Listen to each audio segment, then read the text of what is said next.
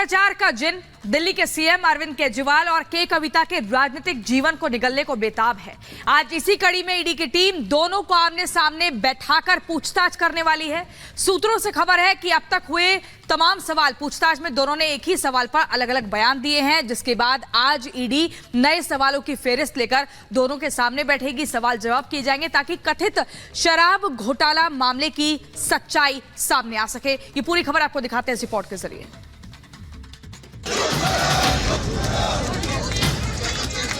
आज इस देश में लोकतंत्र की हत्या हो रही है।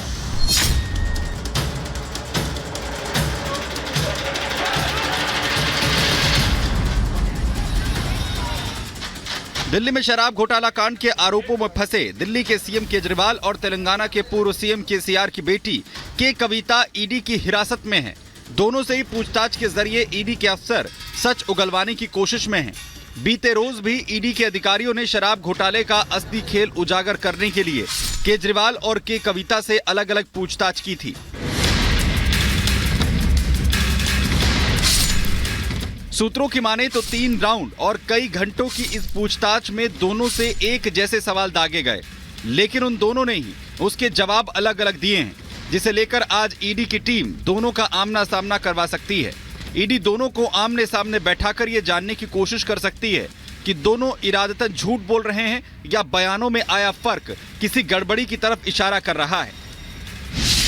आज केजरीवाल कविता का आमना सामना, एक साथ दोनों से ईडी पूछेगी सवाल, खुलेगा दिल्ली शराब घोटाले का राज।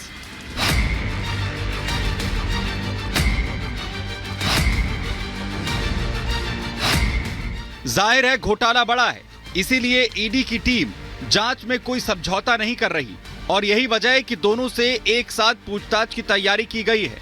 बेशक बहुत मुमकिन है आज की पूछताछ इस केस में झूठ और सच का फर्क मिटा दे और दोनों ही नेताओं के राजनीतिक भविष्य का फैसला हो जाए। Bureau report, Republic Bharat. के बाद अगर मुख्यमंत्री सरेआम गिरफ्तार हो सकता है तो इस देश के अंदर कौन अपनी आवाज उठा सकता है?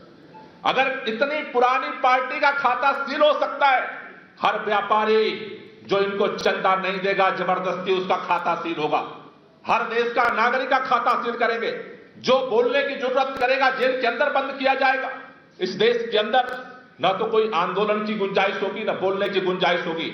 इसलिए इस तानाशाही के खिलाफ दिल्ली के अंदर जिस तरह से इन्होंने पुलिस छावनी बनाई है, इस लड़ाई को और तेज करने के लिए और व्यापक बनाने के लिए हम लोगों ने यह निर्णय लिया है कि 31 तारीख को रविवार के दिन 10 बजे पूरी दिल्ली रामलीला मैदान में इकट्ठा होगी।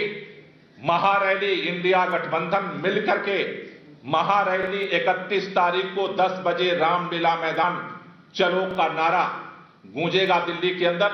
और न सिर्फ दिल्ली बल्कि पूरे देश के लोगों से मैं अपील करना चाहता हूं, जो लोग भी संविधान में विश्वास करते हैं, जो लोग भी इस लोकतंत्र में विश्वास करते हैं, चाहे वो राजनीतिक पार्टी के हों, चाहे सामाजिक संगठनों के हों, चाहे व्यापारिक संगठनों के हों, जो लोग भी इस मुल्क से मोहब्बत करते हैं, उन सबसे मेरी अपील है कि 31 तारीख को 10 बजे रामलीला मैदान चलो और इस देश को बचाने के लिए, इस तानाशाही को खत्म करने के लिए अपनी आवाज को हम वहां से बुलंद करेंगे और वहां से और मिल करके इस संयुक्त लड़ाई को और देश के अंदर आगे बढ़ाएंगे।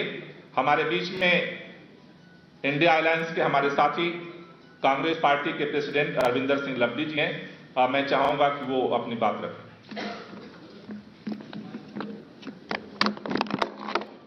Thank you Gopal Rai ji. तो इंडिया अलायंस की तरफ से प्रेस कॉन्फ्रेंस यहां पर की जा रही है, जिसमें गोपाल राय को आप यहां पर सुन रहे थे। वहीं एमपी की भोजशाला की बात करते हैं, जहां पर एएसआई सर्वे का आज तीसरा दिन है। टेक्निकल इक्विपमेंट के जरिए कैसे जो सर्वे है वो एएसआई की टीम यहां पर कर रही है। 1 मिनट की रिपोर्ट में आपको दिखाते हैं।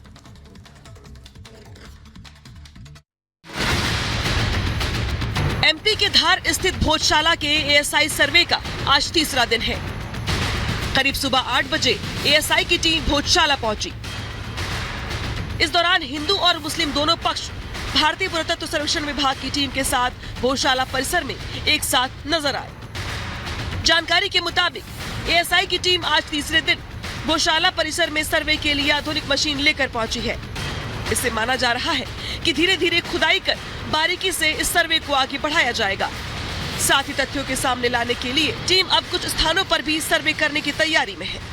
आपको बता दें, इससे पहले शुक्रवार को पहले दिन एएसआई की टीम ने भोजशाला परिसर में 6 घंटे और शनिवार यानी दूसरे दिन 10 घंटे सर्वे का काम किया था। वहीं सर्वे को लेकर गौशाला में पर्यटकों के प्रवेश पर रोक लगा दी गई है। साथ ही परिसर के बाहर बड़ी संख्या में पुलिस बल की तैनाती भी कर दी गई है। Bureau report, Republic Bharat.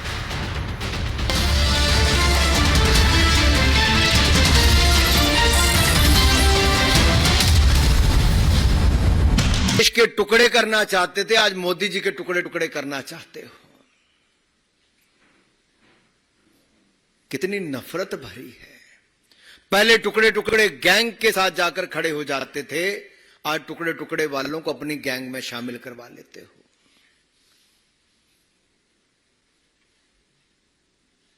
ये नफरत इस चुनाव में कांग्रेस की और इनके सहयोगियों की साफ दिख रही है। अपशब्द गालियों का भंडार जो इनकी नफरत की दुकान में है, वो आज बाजार में आ गया है। 120 गाली अब तक हो चुकी है मोदी जी के खिलाफ। ये 420 करने वाले ना जाने कितनी गाली और निकालने के लिए तैयार हैं। जिनके पास ना नेता है, आज भी नेता ढूंढने की फिराक में है। नीति तो इनके पास कभी थी ही नहीं, और नियत में खोट पहले दिन से नजर आ रहा था। सो ना नेता है, ना नीति है, और नियत में भी खोट है। मनुज पर छाता है, पहले विवेक मर जाता है। मैं इसलिए कह रहा हूं क्योंकि इन इंडी गठबंधन वालों का विवेक मर गया है। अगर एक के बाद दूसरा इनका बयान सुनेंगे तो अब तो ये लगता है विवेक का मरना भी छोटी सी बात है। ये तो सनातन धर्म को मरना चाहते हैं, कुचलना चाहते हैं। कोई मोदी जी के टुकड़े टुकड़े करना चाहता है, कोई मोदी जी को एक से बाद दूसरी बड़ी गाली निकालना चाहता है। इनकी मोहब्बत की दुकान में इतना नफरत का सामान है कि नफरत की राजनीति आज सिर चढ़कर बोल रही है।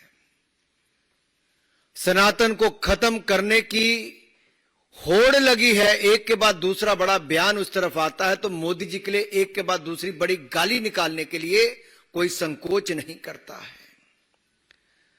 कल इनके एक ऐसे मंत्री ने अपनी पार्टी की महिला सांसद के सामने इतनी गंदी गाली निकालते हुए आपत्तिजनक भाषा में देश के प्रधानमंत्री और दुनिया के सर्वाधिक लोकप्रिय नेता के बारे में जो टिप्पणी की, जो शब्दों का प्रयोग किया,